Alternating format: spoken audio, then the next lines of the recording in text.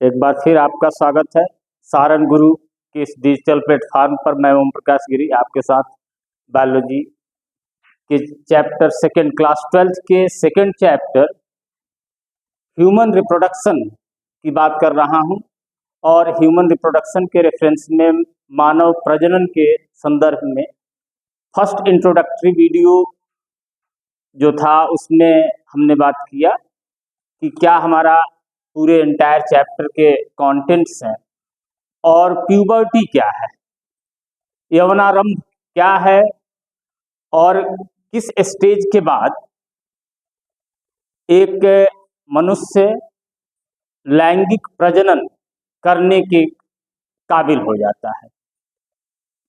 तो इस सीक्वेंस में आज ये दूसरा वीडियो जिसमें कि हम बात करेंगे मेल रिप्रोडक्टिव सिस्टम की, पुरुष जनन तंत्र की।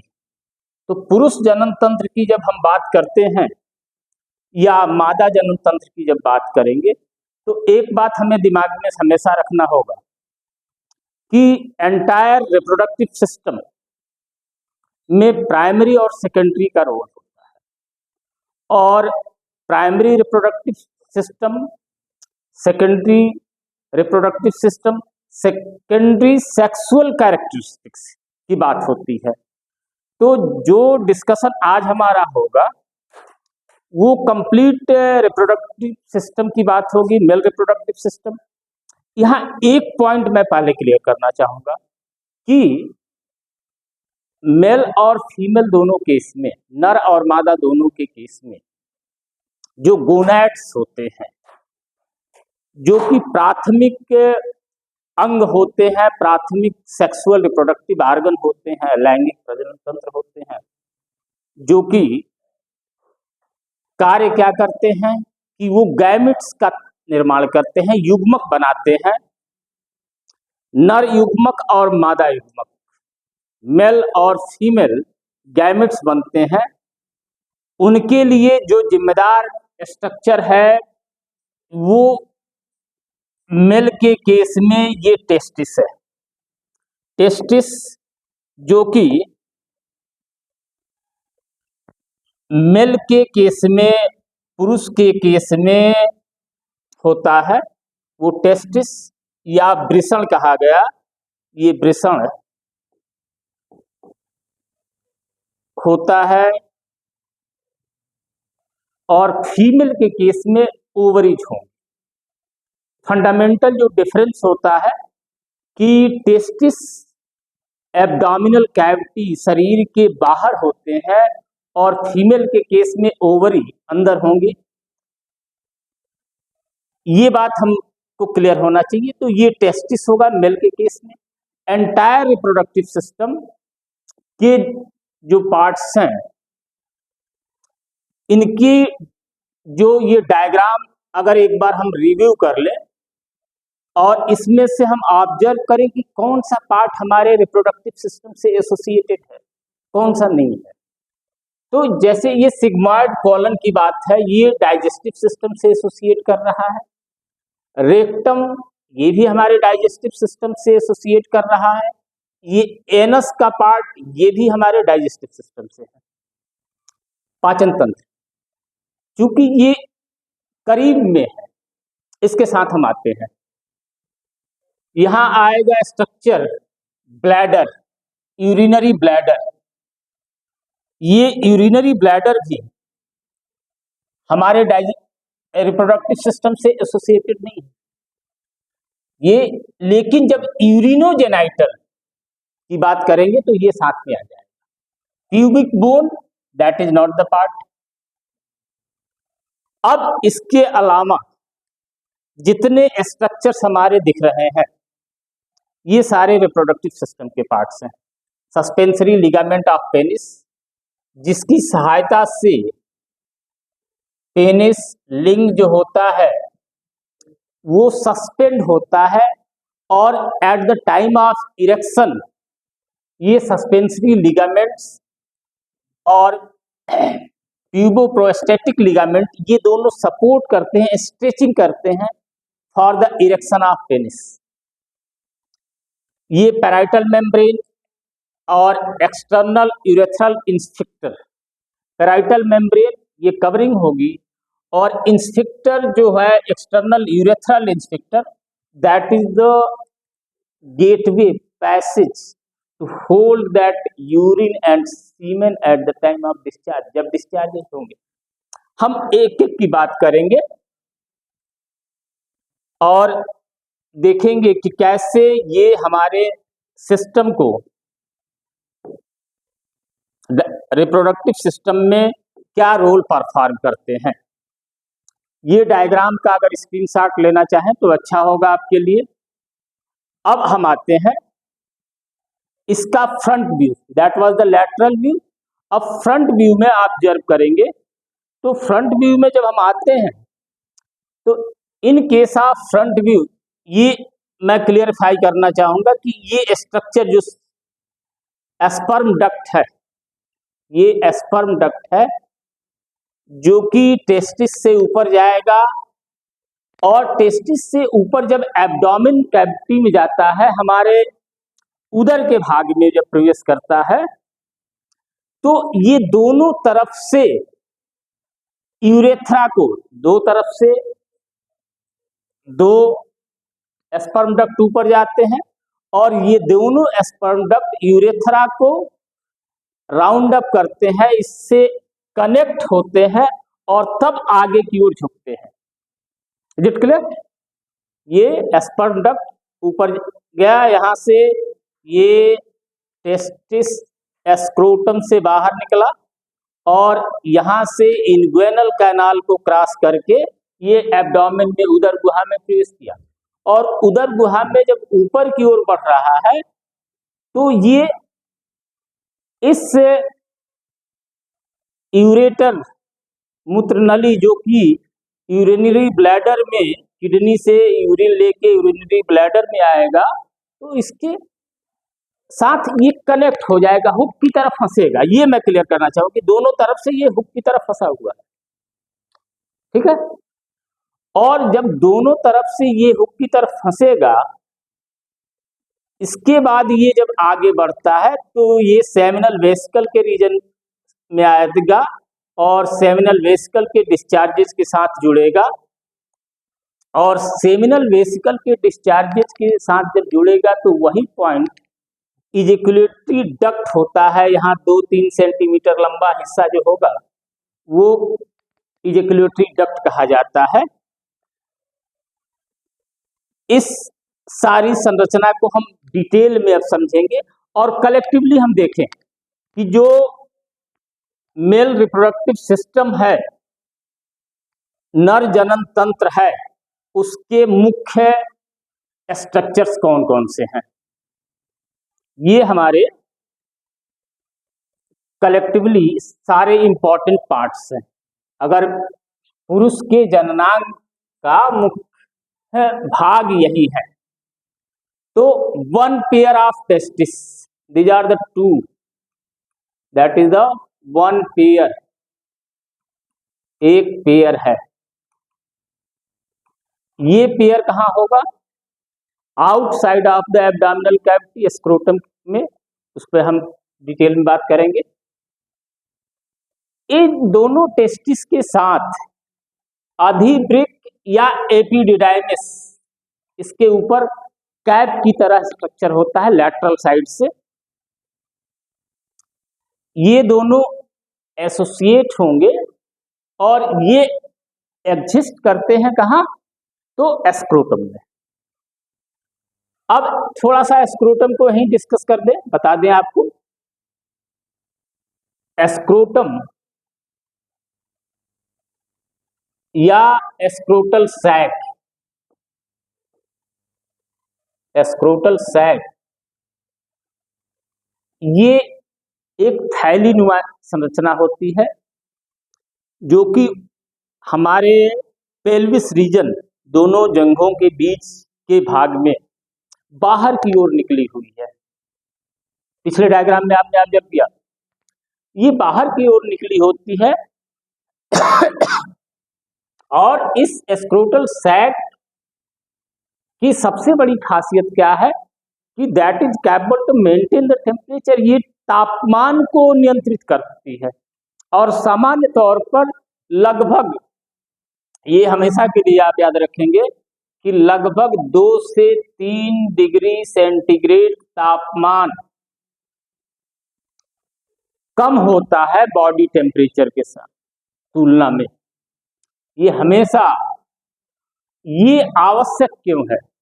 ये कम तापमान का होना इसलिए आवश्यक है क्योंकि ये कम तापमान होना बॉडी टेम्परेचर के हिसाब से, टेस्टिस में अगर तापमान कम है तभी ये स्पर्म फॉर्मेशन कर सकता है, शुक्राणु का निर्माण कर सकता है, अन्यथा नहीं कर सकता। बहुत सारे केसेज में कभी कुछ ऐसा देखने को मिलता है कि कुछ लोगों में टेस्टिस डिसेंड नहीं हो पाते, एब्डोमिनल कैविटी से, उदर गुहा से बाहर निकलकर स्क्रोटल सैक में नहीं आता। ये एक रफ डायग्राम हम ले लें तो कुछ इस तरह का स्क्रोटम है। तो इस स्क्रोटम में हम अभी बात करेंगे, इन्ग्वेनल कैनाल होता है, दोनों बीच से ये स्क्रोटल सैक जो है 2 भागों में डिवाइड होता है सेप्टम से, एक मस्कुलर पार्टीशन है और दोनों में टेस्टिस है, यहाँ टेस्टिस है। तो कुछ केसेज में जहां डिसेंडिंग नहीं होती, ये टेस्टिस बाहर नहीं निकलते, उस केस में इम्पोटेंसी की केस हो जाती है, नपुंसकता हो जाती है, वो मेल बच्चे पैदा करने के काबिल नहीं होते। तो और दूसरा फीचर हमारा 2 से 3 डिग्री लेस टेम्परेचर होना यहाँ पर, जिससे कि टेस्टिस अच्छे से स्पर्म प्रोडक्शन का काम कर सके। इसके साथ दूसरा स्ट्रक्चर हमारा है एपिडिडाइमिस, ये एसोसिएट करता है। ये एसोसिएट कैसे करेगा कि ये इस टेस्टिस के ऊपर साइड में एग्जिस्ट करेंगे, जहां पर कि मैच्योरेशन ऑफ स्पर्म होता है, जो स्पर्म प्रोड्यूस होते हैं, जो शुक्राणु यहाँ से विकसित निकलते हैं, विकसित नहीं है सॉरी, उनका विकास यहाँ पर होता है एपिडिडाइमिस में। थर्ड नेम जो हमारे पास है वो शुक्रवाहिकाएं और वॉस डिफरेंस और डक्टस डिफरेंसेस है। इनका काम यहाँ से, इस एपिडिडाइमिस से स्पर्म को लेके फिर एब्डोमिनल कैविटी में ऊपर की ओर जाना है, डिटेलिंग हम करेंगे। फोर्थ स्ट्रक्चर वृषण रज्जु या स्पर्मेटिक कार्ड्स, ये स्पर्मेटिक कार्ड्स के स्ट्रक्चर्स टेस्टिस के स्ट्रक्चर को डिसेंड कराने में, लोकेट कराने में, प्रॉपर पोजीशन में सपोर्ट करते हैं। इसके साथ जो ये हमें नंबर 5, 7 एंड 8, 6 एसोसिएटेड है, लेकिन हम नंबर 5, 7 और 8, ये तीनों जो है 5, 7 एंड 8, दैट इज द शुक्राशय, सेमिनल वेसिकल, प्रोस्टेट ग्रंथि, इसको सामान्य भाषा में पौरुष ग्रंथि भी कहते हैं। इसका नाम आप एक और नोट कर सकते हो, सामान्य भाषा में इसको पौरुष ग्रंथि भी कहा जाता है। तो प्रोस्टेट ग्लैंड और थर्ड काउपर्स ग्लैंड, ये एसेसरी ग्लैंड्स कही जाती हैं, सहायक ग्रंथियां, ये सहायक ग्रंथियां हैं। कलर सबका एक ही हो जा रहा है, ये सहायक ग्रंथियां हैं, ये सहायक ग्रंथियां होती हैं। और इन सहायक ग्रंथियों का काम क्या होता है कि ये कुछ लिक्विड, जब हम आगे चल के डिस्कस करेंगे तो हम देखेंगे कि सीमेन के स्ट्रक्चर में स्पर्म और सीमेन डिफरेंस है। तो सीमेन के स्ट्रक्चर में लगभग 90% वाटर ही है। तो वो लिक्विड पार्ट्स जो होते हैं ये सेमिनल वेसिकल्स, प्रोस्टेट के ही मुख्य रूप से होते हैं। इसके साथ साथ काउपर्स का भी कुछ होता है। तो ये तीनों एसेसरी ग्लैंड्स कही जाती हैं। एसेसरी ग्लैंड्स जो कि लिक्विड पार्ट ऑफ सीमेन बनाती हैं और डिस्चार्ज करती हैं सीमेन के फॉर्मेशन के लिए। स्पर्म एंड सीमेन डिस्क्राइब करूंगा मैं, घबराने की बात नहीं है। इसके साथ ये इजैकुलेटरी डक्ट्स है। अब इजैकुलेटरी डक्ट में इजैकुलेटरी डक्ट और इसके साथ साथ यूरेथ्रा, ये दो स्ट्रक्चर्स आ जाते हैं जो कि इजैकुलेशन के लिए, वीर्य के निष्कासन के लिए आवश्यक होते हैं। और number 9 that is the last part, that is outer part, that is the structure of the penis और लिंग। ये एक्सटर्नल स्ट्रक्चर है जो कि सीमेन के डिपोजिशन के लिए आवश्यक होता है। तो इनको एक एक करके हम देखते हैं कैसे क्या है।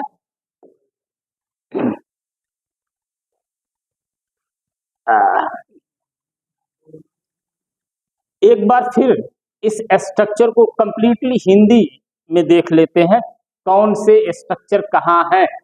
पुरुष प्रजनन संस्थान में कौन सा स्ट्रक्चर हमारा कहाँ है, ये हिंदी की स्लाइड है, जहां पर मूत्रवाहिनियां दैट इज द यूरेटर, रेतुवाहिनियां that is the sperm duct, मूत्राशय, यूरेथ्रा, रेताशय, ये दोनों स्ट्रक्चर जो हैं लेफ्ट और राइट, ये सेमिनल वेसिकल्स हैं।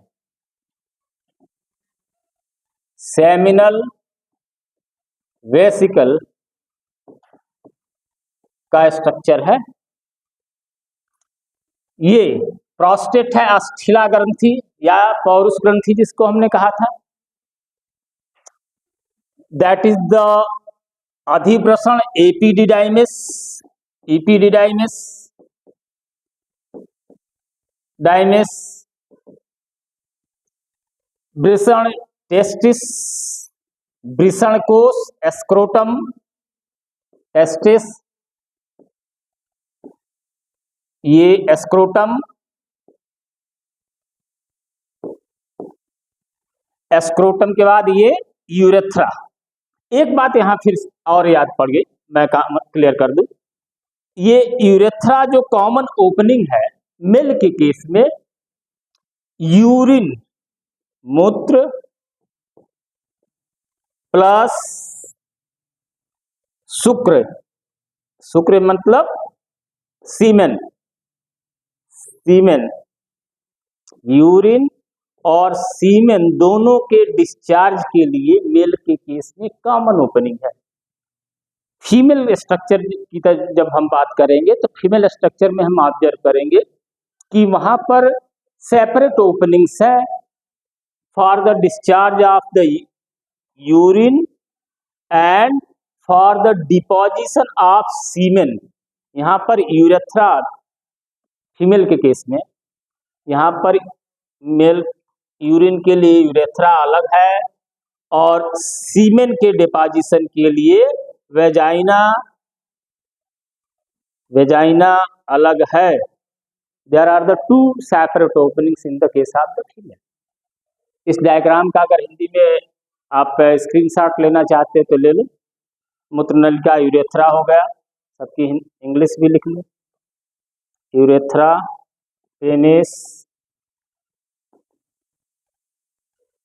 एक बात मैं फिर यहाँ कंफर्म करना चाहूंगा कि हमको बाइलिंगुअल होना ही पड़ेगा।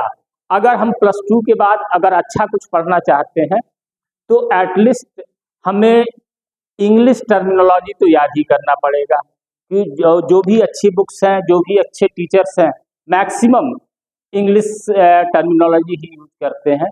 हम लोग तो तुम्हारे साथ जुड़े हुए हैं हिंदी मीडियम के लिए, तो इसलिए हिंदी पर फोकस कर रहे हैं, अदरवाइज इंग्लिश टर्मिनोलॉजी तो आवश्यक है। ओके, तो अब आगे बढ़ते हैं। अब हम एक एक स्ट्रक्चर की बात करते हैं। तो first and most important that is known as the वृषण या टेस्टिस। हमने शुरू में ही बात किया था कि ये क्या है, गोनैड है, जो कि मेल गैमेट्स को प्रोड्यूस करेगा। तो टेस्टिस सीसन की मूल, पेनिस की मूल बेस के नीचे लटकने वाली त्वचा का थैली को वृषण या अंडकोश कहते हैं। अब ये जो एस्क्रोटम की हम बात किए, एस्क्रोटम या एस्क्रोटल सैक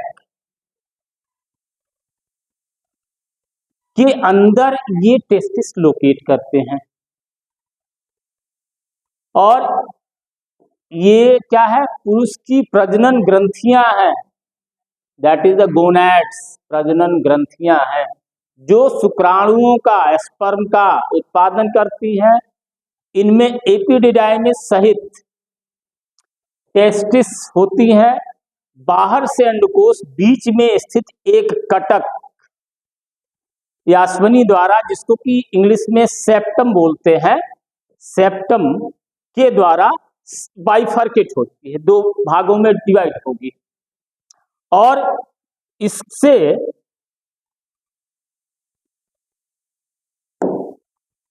स्ट्रक्चर क्या करता है कि ये स्ट्रक्चर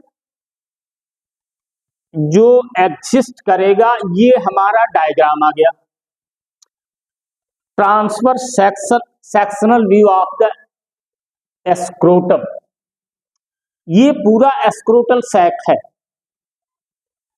इस एस्क्रोटल सैक में हमको ध्यान देना होगा कि एस्क्रोटल सैक की लेयरिंग जो है, ट्यूनिका एल्बुजिनिया और ट्यूनिका वेजाइनलिस, और इसके साथ एक लेयर और होगी, ट्यूनिका वैस्कुलरोसा, इसकी बात हम करेंगे। तो ये जो स्क्रोटम है या वृषण ग्रंथि है, ये वृषण ग्रंथि जो है, ये पूरी की पूरी कवरिंग है, यहाँ कवर है। अब इसमें हम देख रहे हैं, ऑब्जर्व कर रहे हैं कि ब्लड वेसल्स एंड नर्व्स आई हुई हैं, रक्त वाहिकाएं और तंत्रिका तंतुएं इसके साथ कनेक्टेड हैं, जिससे कि इसको न्यूट्रिशन की सप्लाई होती है, सेंसेशन भी है और फंक्शनल भी है। तो पहले हम इन लेयर की बात कर लें। Tunica albuginea, tunica vaginalis and tunica vasculosa, इसका नाम नहीं दिया गया है। तो जो थर्ड लेयर जो होगी अंदरूनी, नंबर 1 एल्बुजिनिया और नंबर 2 वेजाइनलिस, और नंबर 3 लेयर जो है टी वैस्कुलरोसा है, रोसा। ये 3 लेयर होती है जो कि इस एंटायर स्ट्रक्चर को, एंटायर स्ट्रक्चर में कौन है, तो 2 स्ट्रक्चर्स हैं बेसिकली। पहला तो स्ट्रक्चर कौन सा है हमारा, टेस्टिस है, पूरा टेस्टिस, सिंगल को लिखेंगे तो TES, टेस्टिस, और प्लस जो स्ट्रक्चर है एपिडिडाइमिस, सॉरी, एपिडिडाइमिस, इसको कवर किए होता है। अब इस स्ट्रक्चर को थोड़ा सा समझते हैं। स्ट्रक्चर ऑफ टेस्टिस जो है, इंटरनली लगभग 250 बुक्स में 200 से 300 तक का डेटा मिलेगा। हमारी जो एनसीईआरटी बुक है, एनसीईआरटी माता है, वो कहती है 250, मीन निकाल के रखा है। तो 250 छोटे छोटे चैम्बर्स में डिवाइडेड है, उसको बोलते हैं लोब्यूल। ये लोब्यूल एक दूसरे के साथ अलग हुए हैं, ये एक हो गया, इसको क्लियर कर ले। और ये भी सेप्टम के थ्रू एक दूसरे से सेपरेट है। ये स्ट्रक्चर होगा पूरे हमारे टेस्टिस का, वृषण का। इसके साथ साथ इसमें दूसरा स्ट्रक्चर हमने कहा ना कि एपिडिडाइमिस है, तो एपिडिडाइमिस देखते हैं। एपिडिडाइमिस के 3 पार्ट यहां दिखाई पड़ रहे हैं, बॉडी, डक्ट एंड टेल। तो बॉडी न कह के इसको कहें हम हेड तो ज्यादा अच्छा होगा हमारे समझने के लिए। Head, duct and tail, head, body and tail. तो ये डक्ट जो है, ये जितने भी लॉब्यूल्स हैं, जो टेस्टिस के लॉब्यूल्स हैं, ये लॉब्यूल्स एक दूसरे फाइन स्ट्रक्चर के थ्रू, जिसका नाम है कि रिट टेस्टिस, इसके थ्रू यहां से निकलकर जो स्टेट ट्यूबुल है टेस्टिस का, यहां से जो भी स्पर्म मैन्युफैक्चर होंगे वो निकल के रिट टेस्टिस के थ्रू आ जाएंगे डिजिटल क्लासेस में सभी प्यारे बच्चों का स्वागत in the region of the epididymis में।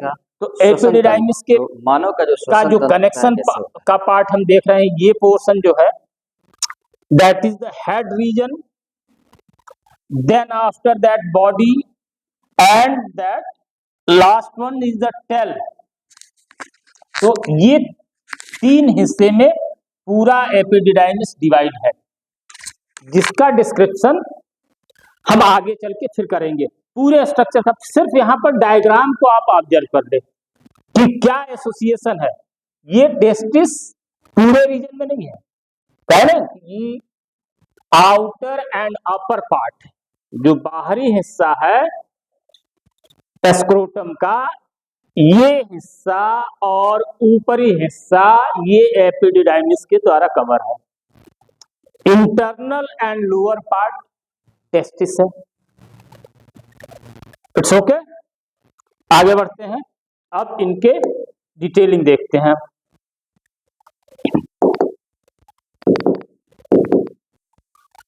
टेस्टिस का पार्ट आगे चलकर पेनिस के नीचे स्थित मध्य रेखा तक तथा पीछे पेरिनियम मूलाधार से गुदा तक स्थित मध्य रेखा में विलीन हो जाता है।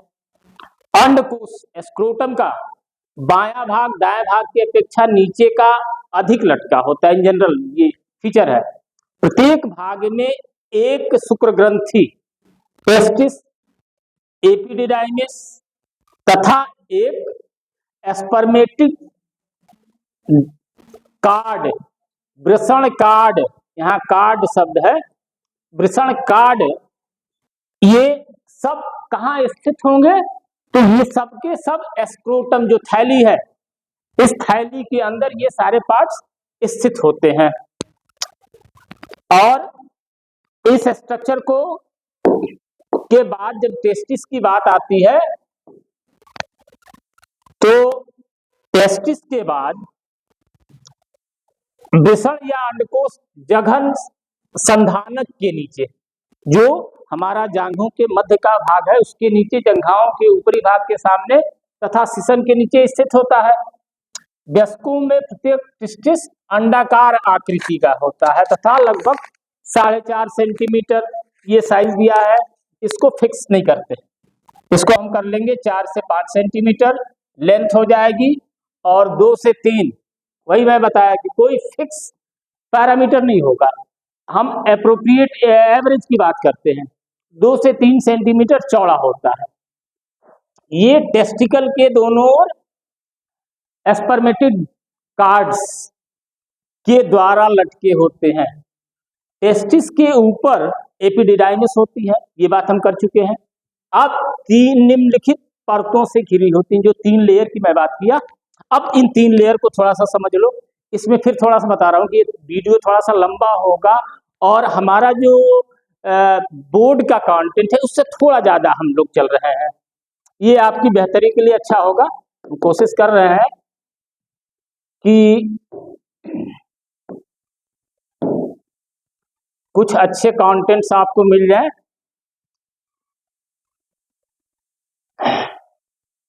एक टर्म आ गया, इसको भी मैं एक्सप्लेन कर दूं यहीं पर।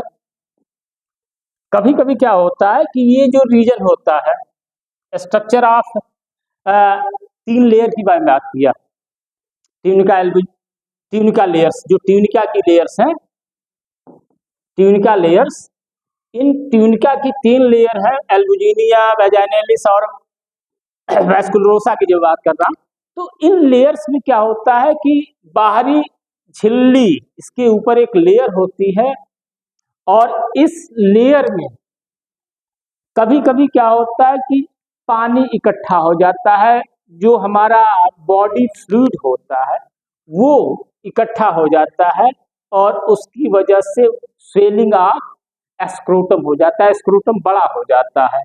और ये स्क्रोटम का बड़ा होना बायोलॉजिकल तो कोई इम्पैक्ट नहीं है, लेकिन इसका इन जनरल अनकंफर्टेबल होता है, उस व्यक्ति के लिए दर्द होता है, और कभी कभी तो परेशानी का कारण हो जाता है, जिसको ऑपरेट करके ये पानी निकाल दिया जाता है, जिसको हिंदी में कहते हैं जल प्रेषण, अंग्रेजी में हाइड्रोसिल। ठीक है, आते हैं लेयर्स पर। तीनों लेयर्स हमारी क्या कह रही हैं? तो ये तीनों लेयर्स जो हैं,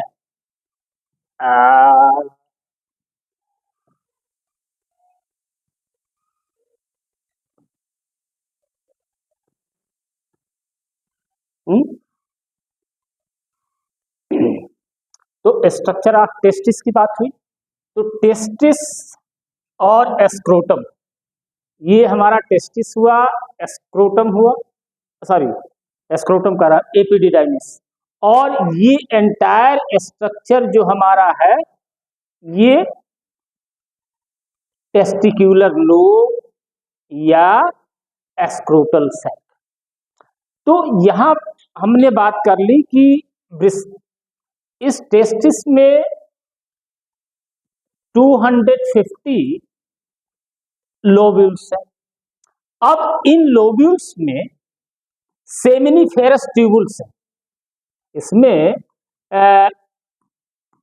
1 से लेकर 3 सेमिनिफेरस ट्यूबुल्स एग्जिस्ट करती हैं, और इन सेमिनिफेरस ट्यूबुल्स में एग्जिस्ट करते हैं 2 स्ट्रक्चर्स। एक तो है जर्म सेल्स की, जहां फॉर्मेशन होगा, दूसरी होंगी सर्टोली सेल्स। सर्टोली सेल्स, तो जर्म सेल प्रोड्यूस करने वाली जो सेल्स हैं वहां पर स्पर्म का प्रोडक्शन होगा, जबकि सर्टोली सेल्स जो इसमें एग्जिस्ट करती है, सर्टोली सेल्स को नर्सिंग सेल्स कहा जाता है। नर्सिंग सेल्स जो कि डेवलपिंग गैमेट्स को खाना पीने की व्यवस्था करती हैं। तो ये हमको याद रखना है कि in each lobule seminiferous tubules are present, और इस सेमिनिफेरस ट्यूबुल्स में 2 तरह की सेल्स है, एक तो जर्म सेल्स है जिससे कि स्पर्म बनेंगे, और उनके साथ साथ सर्टोली सेल्स है। तो सर्टोली सेल्स सहायक होती हैं, और हमने ये स्ट्रक्चर देखा था कि कुछ इस तरह के स्ट्रक्चर है और सेप्टम है। तो बीच बीच की जगह जो है इस सेमिनिफेरस ट्यूबुल्स के बीच बीच में जगह है जो क्या होती है, खाली रह जाती है, कुछ जगह खाली है। अब जो खाली जगह होती है वहां पर पैकिंग होती है, जैसे देखा होगा ना, आम फलों का सीजन है तो कोई भी फल हमको भेजना होता है तो उसमें कागज के गत्ते, या हम गांव में पुआल वगैरह लगाते हैं कि भाई कहीं हिले ना, बर्तन रखते हैं तो उसको पैक करते हैं। तो इसी तरह इस जो ट्यूबुल्स है, ट्यूबुल्स के बगल में पैकेजिंग मटेरियल होता है, जिसको इंटरस्टिशियल सेल्स बोलते हैं या लीडिंग सेल्स बोलते हैं। क्या नाम है? इंटरस्टिशियल। ये कलर डार्क हम करना चाह रहे हैं। तो इंटरस्टिशियल सेल्स होती है, और ये गड़बड़ लिखा, क्या हो गया, क्लीन कर ले चलो। तो इंटरस्टिशियल सेल्स होती हैं, या इनको कहते हैं लीडिंग सेल्स। ये लीडिंग सेल्स बड़ी इंपॉर्टेंट है। फंक्शन क्या है कि जो ये चैम्बर्स हैं, यहाँ पे स्पर्म बन रहे हैं, ठीक है। बनाने का काम तो सेमिनिफेरस ट्यूबुल्स में हो गया, उसमें जर्म सेल्स ने किया, सर्टोली सेल्स ने उसकी नर्सिंग का काम किया। लेकिन ये इंटरस्टिशियल सेल्स या जो पैकेजिंग मटेरियल है, ये पैकेजिंग है, पैकेज कर रही है, ये पैकेजिंग कर रही है। इसके साथ साथ ये मेल हार्मोन्स एंड्रोजन का प्रोडक्शन कर रही है। फाइनली ये हम क्या कहेंगे कि that is the production of testosterone, यही बन रहा है। ये हमको ध्यान देना है कि जो भी टेस्टिकुलर लॉब्यूल्स हैं, उस टेस्टिकुलर लॉब्यूल्स में दो पार्ट हो जाएंगे। एक हो जाएगा पार्ट सेमिनिफेरस ट्यूबुल्स का, दूसरा पार्ट क्या होगा, इंटरस्टिशियल सेल्स का। लेकिन ये हमें ध्यान देना है कि इंटरस्टिशियल सेल्स को पैकेजिंग सेल कहते हैं, ये पैकेजिंग का काम कर रही हैं। अब यहाँ से इस हमारे टेस्टिस के पोर्शन से स्पर्म का प्रोडक्शन हो गया। ये स्पर्म डिस्चार्ज होंगे और डिस्चार्ज होके कहाँ जाएंगे, इस एपिडिडाइमिस के रीजन में। टेस्टिस से मैन्युफैक्चरिंग हो गई, ये फैक्ट्री है, हेलो, ये फैक्ट्री है हमारी, किस चीज की, फैक्ट्री ऑफ स्पर्म की। स्पर्म यही बनते हैं, शुक्राणु जिनका नाम है हिंदी में, ये बनते कहाँ हैं, तो इस वृषण में बन रहे हैं। बनने के बाद ये चले जाएंगे इस एपिडिडाइमिस में, अधिवृषण में। अधिवृषण करीब 6 सेंटीमीटर का इसका साइज है, और ये शुरू होगा यहां से, और ये ऊपर से आकर नीचे की ओर जाता है। देख रहा हूं, यहां से ऊपर से हेड, बॉडी एंड टेल, ये 3 पार्ट्स इसके हैं। और इन तीनों पार्ट्स में मैचुरेशन ऑफ स्पर्म, नोट कर लेना होगा, मैचुरेशन ऑफ स्पर्म, स्पर्म के परिपक्व होने की कहानी कहाँ होती है, तो एपिडिडाइमिस में होती है। Even then sperm are remain in sluggish form. सेवई तो खाए हो ना, सेवई देखा होगा, भुना हुआ सेवई, जो सूखी सेवई बनी है, कुछ उसी तरह की कंडीशन होती है स्पर्म की। ये अब यहां से ट्रांसफर होंगे इस स्पर्म डक्ट में, किसमें नाम दिया है या स्पर्म डक्ट, ये जो ब्लू कलर के स्ट्रक्चर है, ये है हमारे स्पर्म डक्ट, स्पर्म डक्ट। अब इस स्पर्म डक्ट में मूव करेंगे दोनों तरफ से, इस टेस्टिस से निकला, एपिडिडाइमिस में गया, और इसके बाद स्पर्म डक्ट में ये धीरे धीरे मूव करेंगे। और ये पोर्शन जो है, ये पोर्शन मैं लाइन खींच रहा हूं, अप्रॉक्सीमेट पोर्शन ये जो है, ये पोर्शन है एब्डोमेन कैविटी का अंदर का, हमारे उदर गुहा के अंदर का, ये बाहर का है। यहाँ पर 2 चीजें मैं रिवाइज करना चाहता हूँ, देख लो क्या है। 2 चीजें हैं, एक तो है इनग्वेनल कैनाल, इनग्वेनल कैनाल, इनग्वेनल कैनाल कहें कि एक पाइप है, एक रास्ता है, जो कि इस स्पर्म डक्ट को यहाँ बाहर की तरफ लटकने में मदद करता है, अंदर से बाहर आने में, ठीक है। इसके साथ एक स्ट्रक्चर और है, स्पर्मेटिड कार्ड, दूसरी संरचना। ये दोनों संरचनाएं एसोसिएटेड हैं, ये तो कैनाल है, ये रास्ता है। यहां से स्पर्मेटिड कार्ड लटके होते हैं, जो कि इस टेस्टिस को होल्ड करते हैं, ठीक है ना, होल्ड करते हैं, बॉडी के साथ कनेक्टिविटी है, सिर्फ इसी स्क्रोटम के सहारे नहीं है, वो स्पर्मेटिड कार्ड के सहारे वो लटका हुआ है। एक केस और है यहाँ पर इनग्वेनल कैनाल का, क्या है, इनग्वेनल कैनाल के साथ एक केस आपने सुना होगा, एक बीमारी और होती है हाइड्रोसिल, तो हमने देख लिया। एक और बीमारी होती है हर्निया, हर्निया का नाम सुना है होगा आपने। कहते हैं लोग कि आंत फंस जाने वाली बीमारी। तो हर्निया का एक केस इस इंग्ुइनल कैनाल से एसोसिएटेड है। एज जब ज्यादा होती है तो उस स्थिति में होता क्या है कि इंग्ुइनल कैनाल का साइज वाइडन हो जाता है, कुछ बड़ा हो जाता है ये होल जो है।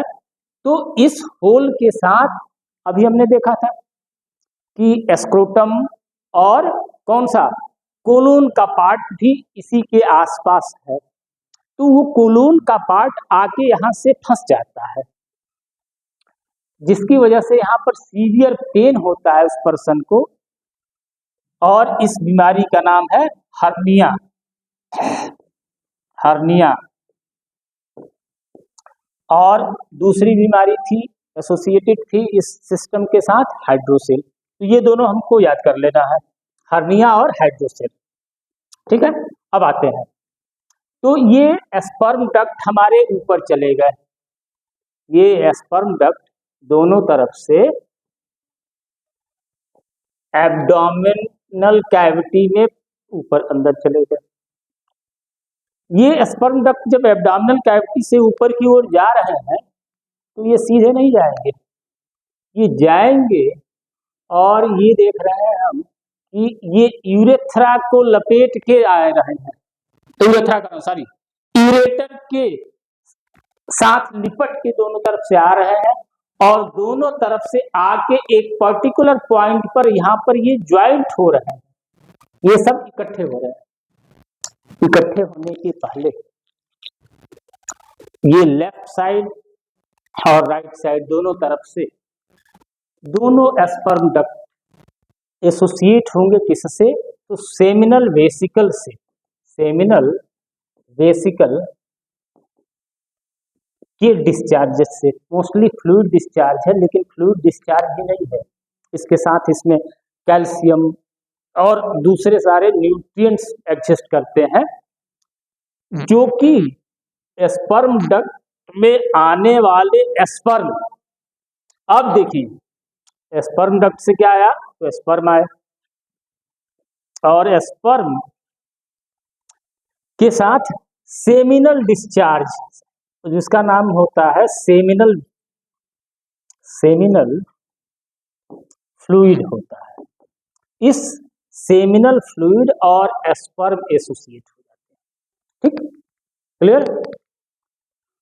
अब यहां पर जब सेमिनल फ्लूइड और स्पर्म एसोसिएट होंगे तब यहां से मोबिलिटी स्टार्ट होगी स्पर्म को, जो कि स्लगिश फॉर्म में थे, बिल्कुल सूखी हुई सेवई वाली बात की है।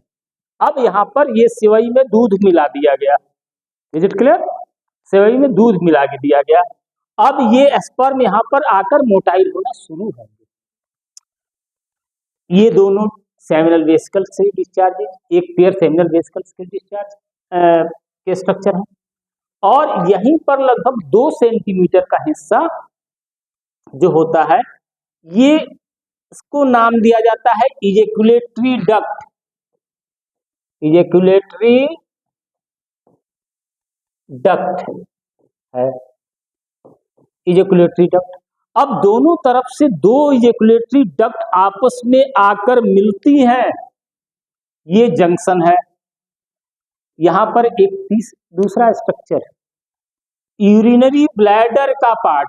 यूरिनरी ब्लैडर भी यहीं पर आकर ओपन हो रहा है, ऑब्जर्व दैट। और यहां पर एक तीसरा स्ट्रक्चर भी है, इंस्फिक्टर का दरवाजा, जो कि होल्ड करता है सीमेन और स्पर्म दोनों, सीमेन और यूरिन दोनों को। तुमने भी प्रैक्टिस किया, देखा होगा कि मोस्ट ऑफ द टाइम हम क्लास में हैं, कहीं इमरजेंसी में है, तो हमें यूरिन होल्ड करते हैं। तो दैट ड्यू टू द क्या स्ट्रक्चर है? तो इंस्फिक्टर है।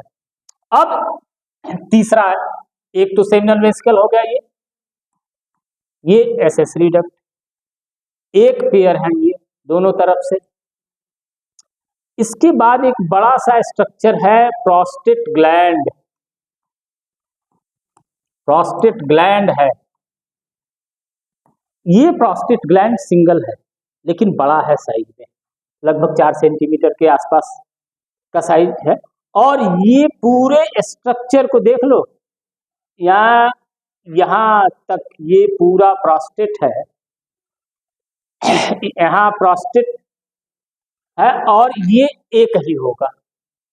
प्रोस्टेट के नीचे 2 बल्बोयूरेथ्रल ग्लैंड्स है, जिसको अस्थिला ग्रंथि लिखा गया है। ये बल्बोयूरेथ्रल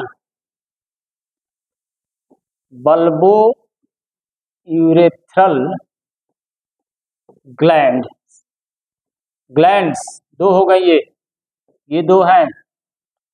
सेमिनल वेसिकल 2 है, प्रोस्टेट 1 है, ये 1 है। ये दिमाग में हमको हमेशा याद रखना है। तो नंबर 1 पर सेमिनल वेसिकल होगा, नंबर 2 पर प्रोस्टेट आएगा और नंबर 3 पर ये बल्बोयूरेथ्रल ग्लैंड्स है। तो बल्बोयूरेथ्रल ग्लैंड्स स्लीमी सिक्रीशन, चिपचिपा पदार्थ का डिस्चार्ज करती हैं, वाइट कलर का, colourless, odourless, light white in colour, at the time of sexual excitement. ये टाइम पर जब उत्तेजना होती है तो एल्कलाइन नेचर होता है, ये दिमाग में रखना है। सबसे इंपॉर्टेंट पॉइंट क्या है कि एल्कलाइन नेचर होता है किसका, जो बल्बोयूरेथ्रल ग्लैंड से सिक्रीशंस निकलते हैं। और इस एल्कलाइन नेचर की वजह से ये एल्कलाइन नेचर क्या करता है कि जो यूरिन का, यूरेथ्रा का एसिडिक मीडियम है, इस एसिडिक मीडियम को न्यूट्रलाइज कर देगा। जैसा कि हम जान रहे हैं कि अगर एसिडिक मीडियम में ये स्पर्म आते हैं तो वो डिस्ट्रॉय हो जाएंगे। तो इसके लिए इसका बहुत बड़ा इंपॉर्टेंट रोल है बल्बोयूरेथ्रल ग्लैंड्स का। ये सिक्रीट किए और इस पैसेज को लुब्रिकेट भी करते हैं।